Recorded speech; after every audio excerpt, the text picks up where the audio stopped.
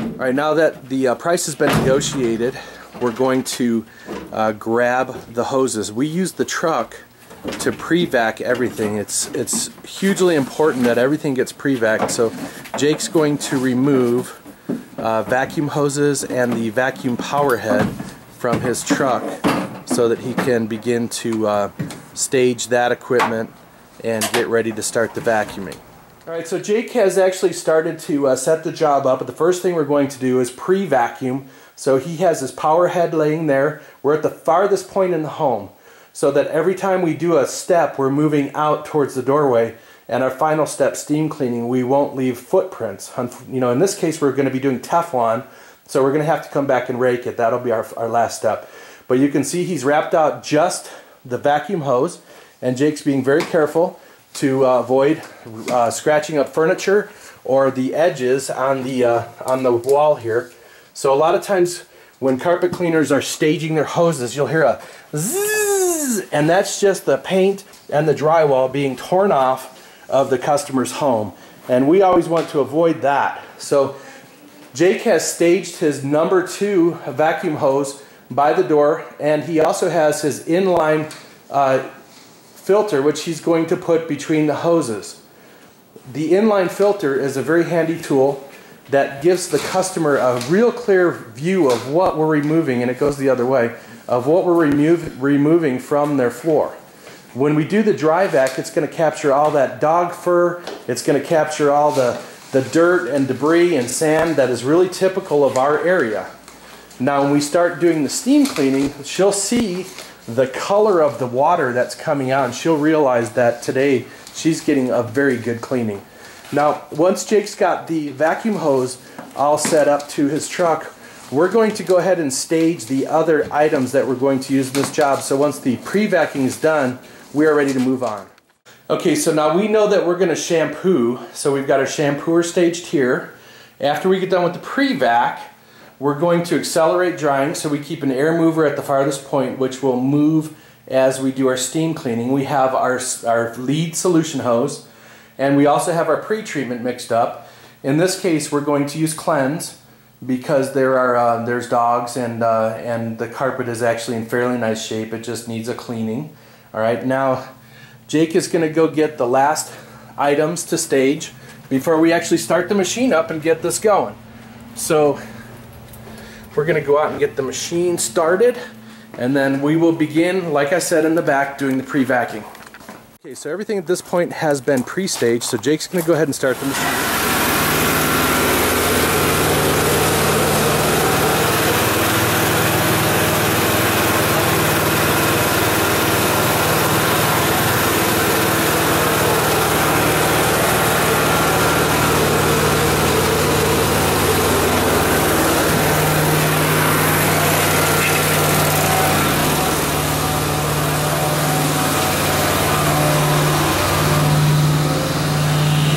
So Jake just set down the number 2 solution line here at the junction of the vacuum hoses, and he's getting ready to get started.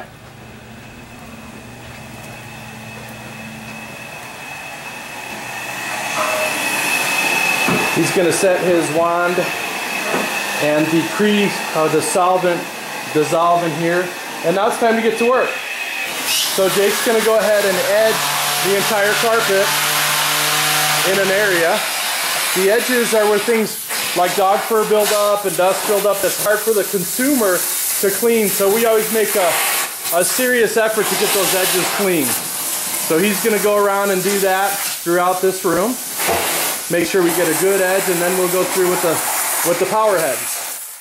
Alright, so Jake wants to get behind this piece of furniture, so he's going to be careful to use his legs and move this piece of furniture, which is quite heavy, just to its marks, which I'll demonstrate. He goes from one side and then the other, being careful with the furniture and with his back.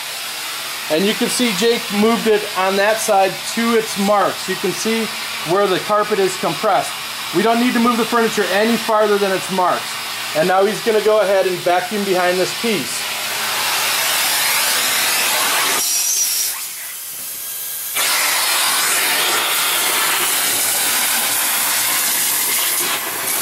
And you can see a lot of times behind furniture, homeowners don't take the time to vacuum, and it builds up a lot of dust in this environment.